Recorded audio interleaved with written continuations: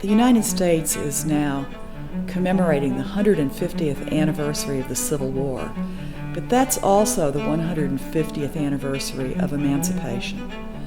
It's a good time for all of us to think about what emancipation meant, why it was needed, and also for us at the university to consider that this was an institution whose founder owned slaves, many of whose early faculty probably owned slaves, possibly even the university itself owned slaves.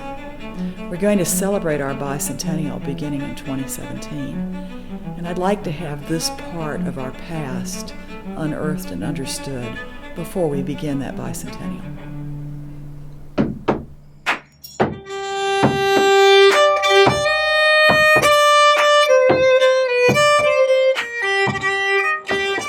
The work that's taking place now in terms of building a research infrastructure will last for many years to come. So many people will learn from the work of the President's Commission on Slavery and University, the local advisory board and the national advisory board. There are things that we have no way of understanding until we can get into the papers that have existed for some time, until we can interview individuals who may have some knowledge around the community, so we can explore some of the local entities such as churches where enslaved individuals, once they were free, had an opportunity to attend, and historians in general who have been doing work around slavery and institutions of higher education. So we're aware of the fact that the university has a very tumultuous and troubled history, but I believe that we're in the most progressive period of time, really, at the University of Virginia. And a lot of that is thanks to the Commission for Slavery and the University. Those members, the administration, President Teresa Sullivan, really noticed our issue, and they decided to help us. And they decided that it was a vital part of our university's history. And so here we are today. So I don't think this is a question of revisiting slavery in the university today. This is a question of actually exploring this long history that slavery was a part of Virginia in the 18th and 19th centuries. When the university is founded, the day it opens, there are between 90 and 120 slaves living here. This is something that has been insufficiently explored. I think there's a great teaching moment that's available here to bring community, students, and faculty together. Clearly, the university was built in part by slave labor.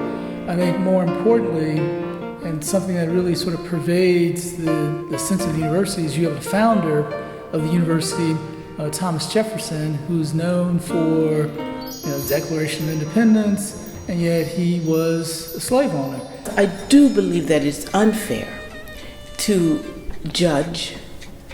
completely judge someone according to our standards and our mores, because we have access to information that another time may not have, and because we certainly do live in a very different moral atmosphere, let's say, a social atmosphere. On the other hand, I do believe that there's somewhere inside of each of us, we know instinctively what is right and what is wrong and what really goes too far. I mean, the whole issue of slavery elicits sometimes very extreme viewpoints in many people, and Thomas Jefferson certainly does himself, and that's because he personifies all the contradictions in the nation when it was founded.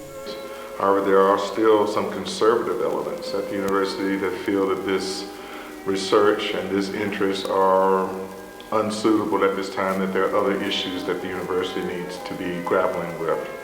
But I believe this is an important part of the university's history, and the university has always been historically minded about its past, and so I see this as another component that is worthy of the university's time, attention, and resources.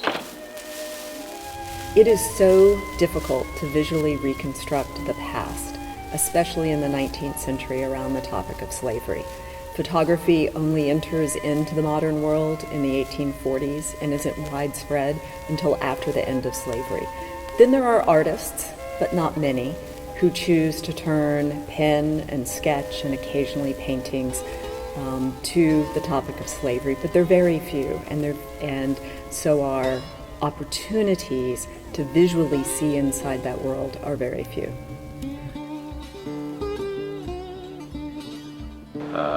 We were fortunate enough to be involved in a project 2 years ago which identified previously unknown graves adjacent to and north of the university cemetery. And based on some documentary evidence from the late 19th century, we're very confident that these individuals that we identified there that were previously unknown, given the size, the number of individuals that were identified, the family units which were found there, children, youth, adults, and the spatial relationships of the graves, that this is the enslaved community of the University of Virginia. So right now the President's Commission on Slavery in the University is finishing its first year of existence. It is I think in a way, the culmination of about 10 years of ad hoc work by students doing research, by individual faculty projects in class, and by student energy outside of class. And so I think where we are now is we have a commission, we have a vision for where we are headed, we have hired a postdoc to come in to do 3 years of research, and we have developed a website. So we're in the early stages of this, but things are really ramping up as we speak.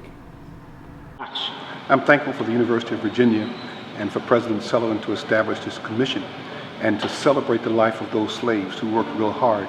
And so I thank God for her, and we bless their efforts of the commission and look for great things.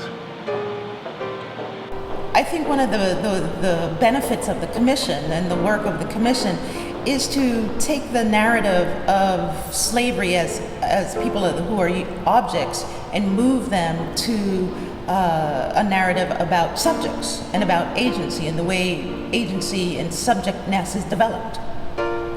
And by looking at the various communities that have come up around the university, you get a very good sense of, over time, how communities are developed and what is occurring between those communities. How do you move from a foster site to a Canada site? Or how do the fosters operate within the construct of that one particular community? And I think that's the work of the commission as well, and vital to understanding Charlottesville and its development beyond just the university. Well, I'm really excited about the initiative of the President's Commission on Slavery, because it will bring together research that's already been done about slavery at the university and also conduct further research, just compile it all so it can be used to help people understand the people who were in slavery at the university, to help understand the people who kept them in slavery, and the whole beginnings of the university. That's the period I'm most interested in and know most about. And then use that research for various programs to spread the word about the enslaved community at the university and the conditions of their lives. When enslaved individuals died, somewhat paradoxically, that was one of the moments where the enslaved community had the most control over their lives. So through death, they controlled their day, that ceremony, that ritual. And enslaved people didn't always have control over their daily rituals. Downstairs in this pavilion, there's a stone room. It's the original brick and a big place for the stone cooking to take place. And of course, slaves worked right there. I know for a fact that the resident in this pavilion, whose name was George Bladerman, a German scholar brought to the United States who taught modern languages, he owned quite a few slaves, and they were used right here to serve his family. Individual students had slaves. They weren't allowed to bring their own, but they rented them in Charlottesville. We hear that in Missouri in the present day, policemen beat a black man and then arrest that black man because his blood stained their uniforms.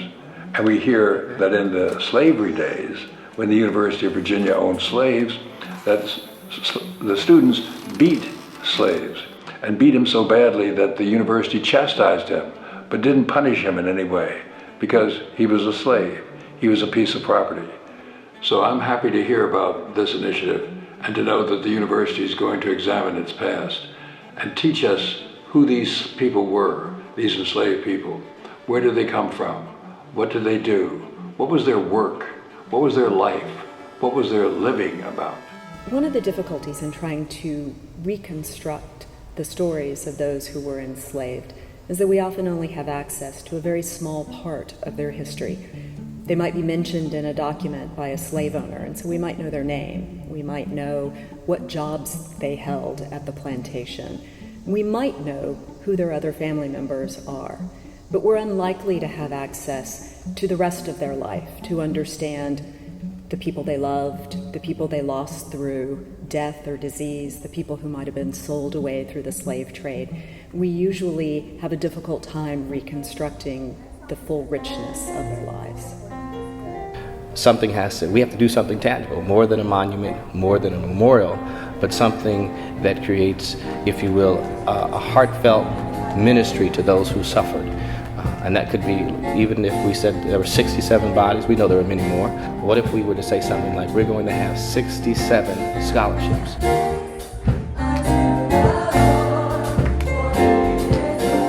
I'll be conducting the historical research in the archives. I'll also be working in the community, gathering stories and oral history from the African American community, many of whom are likely descendants of those who were enslaved at the university. I want to uncover every single story that could be written or passed down through generations. I want to know the names of all the people who were enslaved here. I want to know how their life was on a daily basis. I want to know how they were treated, how they survived, and what kind of community they created within the bonds of enslavement at the university. I personally hope that this commission, and I feel honored to be a part of it as an alumni of the university, I feel like this commission has the opportunity to set a national dialogue, to continue to be a leader, to take its rightful place with Monticello in the important history that Thomas Jefferson had in our country, and also to take leadership as a university on dealing with the issues of racial legacies and histories that make us uncomfortable.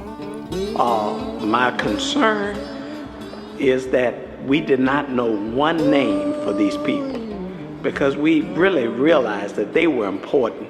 And as I address my congregation, I am sure that the very people I'm talking to are relatives of some of the people who are buried in that cemetery. But I am encouraged because this means that now we're looking. And as we look and as we open the books and open the archives, I'm certain that we'll find more about this. But for us as a community, it is a good thing that these people are being remembered and honored. Yes, we have come a long way, and only the most embittered, only the most irrational would suggest otherwise. But we should not be too tied to these progressivist narratives, and that the hope is that the commission will allow us to look more soberly on the very concept of progress and how sluggish it can be. This is a big question. I would like for, at the end of the next 3 years, for there to be a much more significant understanding of the relationship of slavery to the university and a better understanding about the lives of the enslaved here at the university. And I would like to see this material much more powerfully incorporated into the very fabric of the university. I am incredibly excited about the next 3 years of research, and I hope to uncover all the hidden stories of the people who were enslaved here at the university. And most importantly, I'm looking forward to unsilencing the silent. We've learned the story of Henry Martin, for example, and we've commemorated his role at the chapel. But there must be other people we didn't know about whose roles at the university were unknown and not commemorated and not told to other generations simply because of the color of their skin. So there is a history there that is part of the university history, and we need to know it to have a complete history of ourselves. But we also know that history carries forward in some ways to our present time. Maybe it will help shed light on issues of diversity that affect our community, that affect the Commonwealth, that affect the whole United States, if we can begin to forthrightly understand our own history. This is just the beginning. The President's Commission on Slavery and the University charge is to explore and develop the research infrastructure and provide advice and recommendations on commemoration of the contributions by the enslaved to the university. In addition to the African American Cemetery commemoration, there are many other possibilities, including physical monuments, documentaries, naming buildings after slaves, establishing scholarships and professorships, and interactive educational media in the Rotunda Visitor Center. The work of this commission will continue into the bicentennial. We are thankful for the support of the university, our local and national advisory boards, and for your support. And as I said, this is just the beginning.